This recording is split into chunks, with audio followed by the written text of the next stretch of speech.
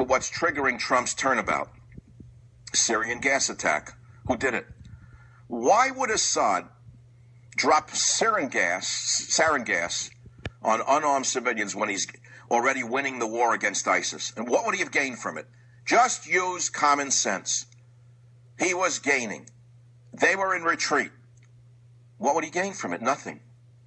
So who dropped the gas? We saw this before a few years ago, and it turned out that he didn't drop the gas on the civilians years ago. It was done by the Syrian rebels put in place by the generals who are now trying to get us to go to war. But there is another element, and I'm reluctant to say it because of the fear I have in saying what I'm going to say to you. But I guess I'm past the point of holding back almost anything. When I woke up this morning and I started to study this issue of the war drums being beaten, and Trump is considering military retaliation against Syria, against Russia, and then I see Tillerson an hour ago, the Secretary of State, saying that he actually ratcheted up.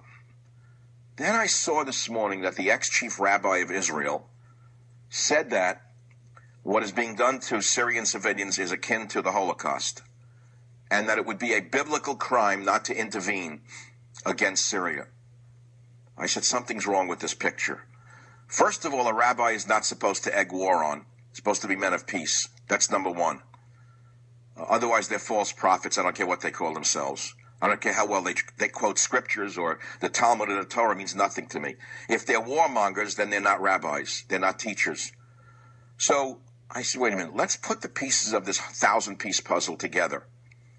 Trump was on the side of Russia when he was running for office, which is one of the great reasons I supported him, because I thought he'd be a man of peace, while Hillary was calling Putin Hitler, along with the neocon conservatives in the media, who also said he was Hitler, the holdovers from the Reagan years, who want a continuous war with Russia. They haven't grown up yet. They don't understand the world has changed. The Russia of today is not the Soviet Union of the era of Ronald Reagan. Oh, I know, he was a KGB. We heard it 1,000 times. The economy is different. The people are different. It's a different world. So I ask myself, who's really pushing Trump to war against Russia? Who's making him more militant now? I see it as clear as a bell. This whole thing with Syria is invented. The invented Syrian gas attack by Assad makes no sense at all. His side is winning. ISIS is on the run. Why would he do that against unarmed civilians? What would he stand to gain from it? No, don't take the bait. Who is it pushing war? Now, remember what I said at the beginning of this 10,000-piece puzzle. Who was pushed out of the White House yesterday? It actually happened a week ago. I knew about it a week ago, but I was sworn not to say a word. I did not say a word. He was pushed out. He left yesterday out of the inner circle, off the National Security Council. In comes the war wing. Who's doing it? Ah, my friends, there's the rub. All of the internationalists, all the globalists want war. Did you understand what I just said to you? Who wants war with Russia more than anyone? Georgie Soros hates Putin. Who else wants war with Russia? The liberals in the United States of America want war with Russia for reasons I've expressed over and over again.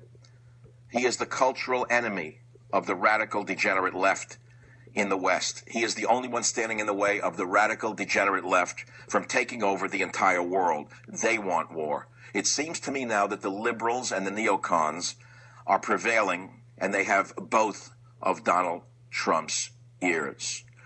So how did this suddenly happen that Donald Trump, who I thought was a man of peace, is taking this gas attack in Syria, hook, line, and sinker, as though he knows for sure it was the Syrian Air Force that did it, when common sense would indicate it was not the Syrian Air Force? I want you to try and use common sense, even if you are a dumb progressive, even if you are an ideological, stupid right-winger. Listen to me carefully. Assad is winning the war on all fronts. ISIS is on the run. Why in the world would Assad unleash sarin gas on innocent civilians? Logic tells us he did not do that. Logic tells us it's people who want war who did that. Now, who benefits from a war with against knocking Syria out? Israel. Period. End of story. Israel benefits the most. if Assad is gone. One of Israel's number one enemies has always been Syria and the Syrian Air Force. One thing Israel wants, in my estimation, and it's only a guess, I have no way to know any of this. I'm just a man on the second floor looking down on the street, watching people go by. Israel wants the Syrian Air Force gone. Israel wants Syria gone. Israel would rather face Hezbollah and ISIS than the Syrian military, because the Syrian military is a military. Hezbollah is not a military, as tough as it may be. It has no air force. It has no navy. It has no weaponry that can threaten Israel. ISIS is nothing to them. They can crush them like mice.